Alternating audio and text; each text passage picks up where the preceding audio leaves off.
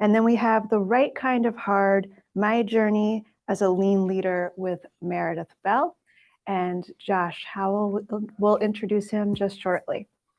Okay, enjoy everyone. Hey, Meja. Hey, Chris. And hello, everyone. Hello, Josh. Good evening, good afternoon, good morning, perhaps. So let's see. So I'm here. I have the privilege, the honor to welcome our next speaker, Meredith Bell. He brings an interesting perspective from the technology sector. Meredith led AutoRabbit, a DevSecOps platform for Salesforce developers, where he built his reputation not just for driving growth, but for creating what his team members describe as a learning culture. Meredith, do you know how I learned what your team members described about what you Funny. Yeah. No, I don't. And just as you were saying that, I thought, where did he hear this? I know. So Claude scraped Glassdoor. That's how I found that out.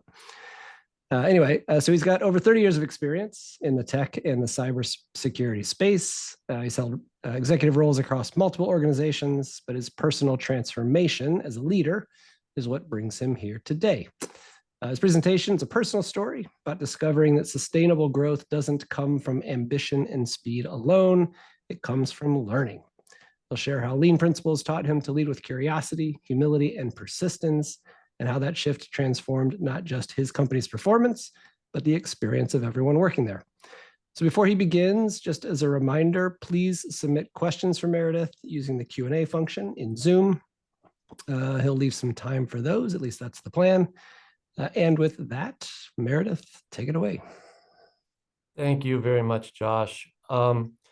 When LEI asked if I might want to present here, I was really grateful, and I'll tell you why. It's because I have such a passion for what Lean has done for me and for some of the people at AutoRabbit. And it's one of these things where people will say something and say like, well, this really changed people's lives. But Lean changed people's lives at our company. When I joined AutoRabbit, we were getting ready to do a turnaround. So it was because we had true legitimate issues. We were burning cash, and oops, sorry, am I still doing this right?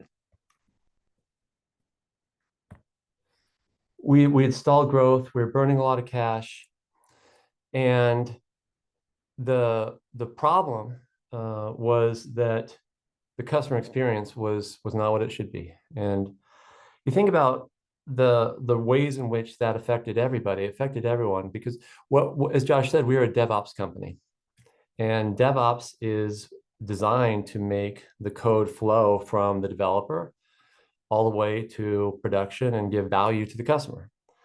And there are a lot of things that you need in order to make that work along the way. And that was hard to make it work that way and to give the customers what we'd promised. And we were a company of about 200 people, and the company had been growing really fast. And then went out and got a good amount of venture capital investment, and all of a sudden just plateaued. And it has maybe grown a little bit too fast.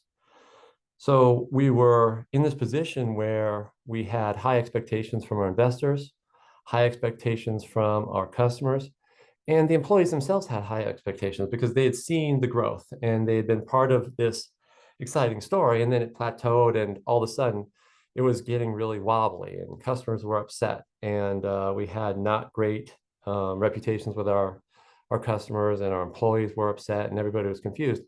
And what was interesting to me at the time when I came on was that all of this meant we had to do something. We had to find some kind of strategy where everything would cohere. And when we looked around and thought about the DevOps and what DevOps can do and what DevOps really derives from, to me, that was a huge opportunity. And that's where we started talking to Sandrine, or LEI. I'm a big reader. I read a lot. And I started immersing myself in DevOps world. And it's not just the books, but webinars and talking to people. And one thing that was very clear is that everything DevOps derives from Lean. So I started looking at Lean.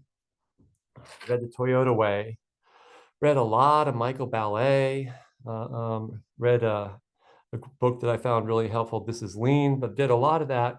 Started talking to Lean Enterprise Institute. and got some help and found a lot of success early on, but things really clicked when they introduced me to Sandrine. And Sandrine is true lean sensei. And she comes directly from Taiichi Ono. So like in the lineage through Frederic Ballet and then Michael Ballet and then Sandrine. And when that started, that's when I felt that we were really starting to, I would say, see what the main problem was, which was that customer experience, and just start walking it down, because it was clearly not going to be something that was going to be an overnight fix. And part of the issue that we had was we had to reconcile ourselves to where we were and try to sort of think about how we could come up with new ways of doing things. And so a lot of the challenge was, maybe most of the challenge was to get my executive team really aligned on this. And that is something to what Josh said earlier about creating a learning culture. And this is really what has made the whole lean process so meaningful to me, is that as I learned more and more about lean, I started to see how commonsensical it is, how much sense it makes, and how much has been learned over well over 100 years, crowdsourced from you. So thank you. And bringing all of that into play, led by an absolute master sensei. So what we immediately started doing were the Gemba walks. And one thing that I tried to get across to my team was, we got to go. Okay, we got to go. So we've got to get aligned on this, and we've got to believe, and we're going to have to do some things imperfectly. And when I think about lean, I think that what's hard about it is it can be a little bit almost mysterious sometimes. But what we decided to do was, let's go forward. Let's not try to be perfect, but let's go forward, and let's start by going where? To the Gemba. So Sandrine helped me understand what Gemba walks meant, and taking me to the Gemba, and then I could go to the Gemba with Sandrine, without Sandrine, and get our executives to start going to the Gemba. And we really, I've always believed it. I really have, but it just comes more and more clear the more you go to the Gemba, that there are a set of people doing the work, and then you have people whose job it should be to remove their problems, but we really had to reinforce that idea. So we would go to the Gemba. We would read about what going to the Gemba means. We would talk about going to the Gemba. We'd go to the Gemba together, but the Gemba was, I'll say, almost everything. That was really the change. And that's what I think really helped us start to really get aligned. We did take a lot of that work and start working to create a plain English P&L so that we could translate the work that we were doing to our investors. We could translate the work we're doing to the bottom line and work backwards. And it became fun, because it became something where there was a spirit, and you start to help connect with the people who are doing this work and have had this dream, because they do.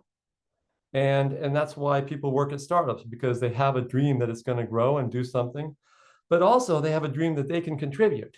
And I think that was extremely exciting. And that's what I believed was the best thing that we could do, was create an environment where we were bringing the opportunity to truly every individual in the company to start to live out their dreams. And that was exciting. And that was a change. And that was, it was helpful. And I always believed, and I still do believe, that if we could do that, if we could start to give them a chance to bring more to their relationships at work, to bring more to their work itself, and understand and connect everything they were doing with the customer, that our financial results would sort of accidentally improve. So we'll come to that. The second thing that we really did was this radical quality in engineering. We were a DevOps company, and we were delivering every 6 months. You can't do that. That's not okay. You got to be delivering in small, you got to be delivering fast. You got to be delivering small chunks. You got to always make it smaller. So we started delivering more rapidly and shifting left, and all these DevOps terms that you hear about, shifting left and doing these things. And it became very successful, right? So we were starting to deliver better quality, software, better quality experiences to our customers. And we also created the end-to-end Kanban system so we could start to see and everybody could see. And I think that was really, lean engineering training goes a lot into that radical quality engineering. But those were the main things that we were doing, just sort of from a very, I would say, material perspective. Let's go here. Let's start visualizing things. That was another thing we did. What this is just a little picture of us there at the Gemba. There I am, and there's Sandrine. That's when we were in India. AutoRabbit was then and still is about a 200-person company. But I'll tell you, we're a lot more productive today. And by the time I left AutoRabbit recently just because it was time for me to do some other things. But bringing that spirit here was extremely rewarding. And we started to be able to look back and create a pull system. I believed then, and I believe now too, that the closer we could get everybody to the customer experience, the less waste we were going to create. And so building the system where we could start to see something was good at literally every single level of the company. This was not something that was for the obeyers, and not for the executives. This was for everybody, so we could start to see, hey, before you start building a feature, let's think about what the customers need and let's work backwards that way. And let's deliver quickly, let's deliver without defects, let's do it early on, look at that early and often. So the visual look was very good at that. Another thing that really helped with the visuals was trying to get people to reorient around from, say, a top down and start turning it on its side. And let's look this way. Let's look back from the customer and everybody here. So let's get these horizontal teams that are moving this way backwards from the customer and then creating a flywheel. That was really a big deal. And it was really exciting. We could start to see that. And it did change things from having people in the glass houses, which is about the worst, in my opinion, thing you could have. And it was one of those things that used to contribute to the silos, which was just death. You can't be having those silos. So the visual look and getting the Kanban was a lovely thing for us to be able to do. I mentioned that we started with a client. We've gone even beyond this, but we were averaging 37 days. And in 9 months, we got down to closing tickets well under 10 days. And if you look today, that was just in 9 months. If you look today, it's less than 2 days to close a ticket. And a lot of these tickets, you might say, well, that's a lot. No, it's not, because a lot of these tickets are just things like feature requests or questions and things like that. So went from really, really problematic to extremely fast, extremely good. And along the way, the people doing that work not only got better, it also changed who was doing that work. Because I'll tell you what I started to do. Well, what does a CEO do? He or she gets into work, turns on the computer and checks email, right? I stopped. I wouldn't check email anymore. I would get into work and I would turn on and look at trouble tickets and see our support system. And if there are any customers that had issues that we needed to put resources on, because I wanted to be aligned with everybody else in the company, that those customers, that's what we had to do. We had to take care of those customers. We had to do it fast. We had to do it early. And we had to reorient around that so that we were aligned on everything that we were doing. The results were everything we hoped for, and maybe more. And we went from flat growth.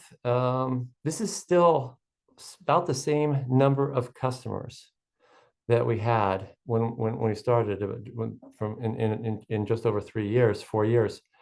Flat growth, and then 3 and 4 years had about 4 times, the company's about 5 times as big as it was then, and still about the same number of people. And we went from burning large amounts of cash that were quite problematic, and you could say put us in an existential crisis, to being double-digit EBITDA positive and cash flow positive. And I think that's a very important aspect of all of this.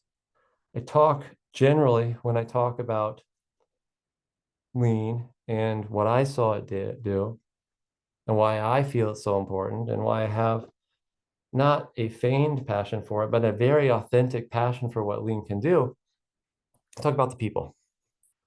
And I talk about how it literally changed people's lives, because we saw people who were disenchanted, downhearted, unhappy, cynical, and who did buy into the learning culture and who did find that there was opportunity at our company to do a lot more and elevate themselves and contribute more and be a lot happier with it.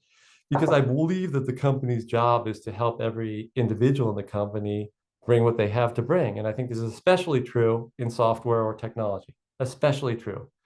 We're in the fourth industrial revolution, and everybody has a chance to contribute in ways that are hard to imagine. So we started doing that. However, if we just did that and didn't make any money, then we'd all be out of business, and that's no good. It had to be something where we could not only grow faster and grow better and grow with less, but we needed to make money. The business of business is money. That's the business of business, okay? And if you're not turning everything into a higher level of profitability, it's not going to sustain, and you're not going to help anybody. So that was important, and we did that. And it was something that I think that almost everybody in the company became very proud of, that we could say that we're now serving our customers better. We are delivering faster. We're delivering new features. We're solving problems faster. People are growing, and we're profitable and making money. I think I've flown through this maybe faster than I expected, which is opposite of what I usually do. I usually go over, but I'll say one more thing here, which is I think that the world is sort of looking for answers. The world is looking for what we can do differently. I don't think anybody's going to argue here that we need more waste. I don't think anyone's going to say we need to just make more stuff without value. They're not going to say that. I don't think anyone's going to say that we don't need to find a way for more people to get engaged and contributing. One thing I think about lean is I'm not talking work-life balance. You can talk work-life balance. That's just not what I'm talking about. I'm talking about having people more engaged at work, happier to be there, accidentally staying late, contributing more, enjoying it more, being part of the company that they really want to continue to thrive in. And that's what I think we need more. And I think the world needs more. I think the world's looking for answers. And I think lean may be the single best answer out there. We got a lot of ideas. I think that we all owe it to the world to really, really get loud about it, because it's an incredible way of engaging everybody. It's an incredible way of reducing waste. It's an incredible way of adding more value. And it's just something that I'm very grateful to LEI. I'm grateful to the community. I'm grateful to you that it helped me and it helped the company and it helped a lot of people here. So thank you. Awesome, man.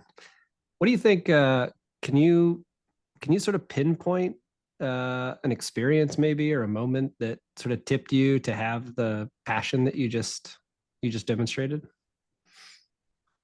Well, when I said we had to walk it down, let me tell you this. Yeah, perfect. It was a grind. Okay. It didn't start easy. And it was a lot of long days, and it was there being in the weeds, you would say. But I do remember times, and I actually wrote about one time for Sandrine, because I remember very distinctly, where I was in Prague. I'm in Madison, Wisconsin today, where it's snowed twice already this year, and the kids are still wearing shorts and t-shirts. But but I was living in Prague with my wife and daughter, and I remember it was late at night, and I wanted to get home. We'd opened an office, and I wanted to get home, and I was trying to go through stuff, and I came out, and it was well into the evening, and I saw the team there, and they were working, and they had the boards just up. It was just like right out of a lean book, and they were doing the problem solving. And I said, guys, let's get out of here. It's time to go, and they're just like, we want to solve this problem. And I remember that. And I just remember like, oh my gosh, because it was what we wanted to see. We wanted to see that thing where people were engaged in a way that maybe they hadn't been before. And this is a support team, okay? This is not engineers. Like, engineers always staying late, right? They're there drinking Mountain Dew and staying late. But this was a support team staying well past their shift, and they're trying to figure out ways to reduce touches, to reduce rework. And it just, like I said, it kind of touched my heart. It was a big deal, and I just loved it. And I remember it. We'll never forget it. That's awesome. What's behind the, I'm just curious, what's sort of behind the, I don't know, the reminder, the message that business is the business of making money. Did Yeah. you have experiences with lean that led you to understand that some in the lean community don't have that No, mindset? no. But sometimes in the software startup world, sometimes in the software startup world, it's like, hey, let's put everything into one single idea. Well, common sense and lean tell us perhaps we should try many small things and do some PDCA it, let's PDCA some small things and learn and turn it into a science experiment instead of just trying to see how certain we can be and how arrogant we can be. Because that's one thing. Another thing that tends to happen is growth at all costs.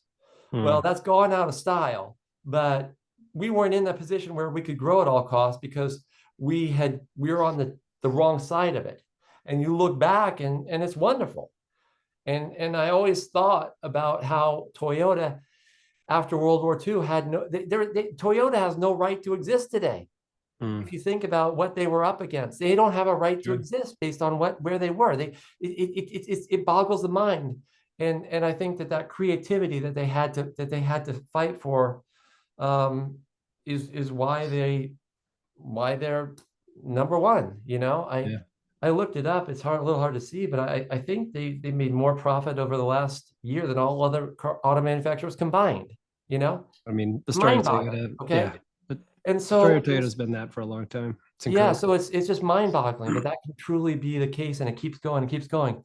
So it was really, the comment was more about software and SaaS and investing, speculative investing, than it was about lean. I think you hang out with us, the folks in the lean community, for long enough, you'll pick up on that mindset with us too. Kind of get, lose sight at times of the fact that, we're here getting the opportunity to gain the thrill of problem solving because there's a business sort of backing that up, right? There's a business there.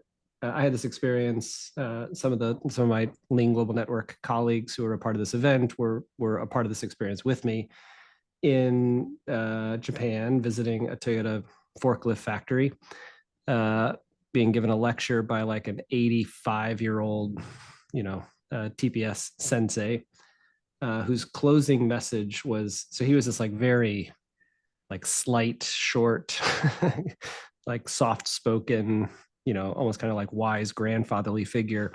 And his closing message to us was, if anyone asks, you tell them TPS is about making lots and lots of money. Yeah. It was shouldn't like be forgotten. Yeah. the whole message all day was around the incredible work they were doing to get quality to basically perfect, like literally as close to perfect as you can imagine any organization getting to.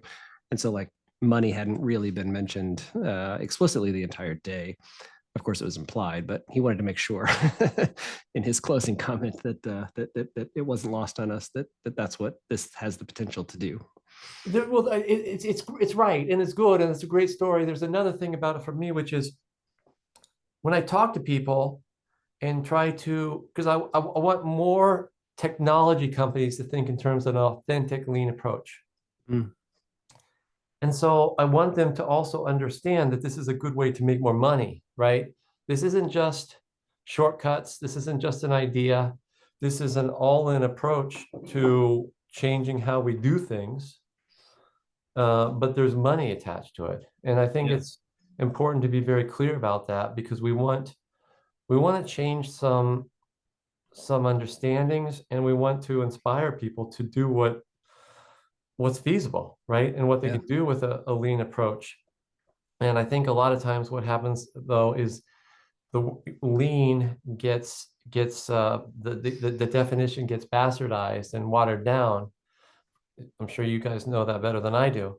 But I think that also the other piece that doesn't get conveyed is this is a way to be anti-fragile, as I've said to you before, right?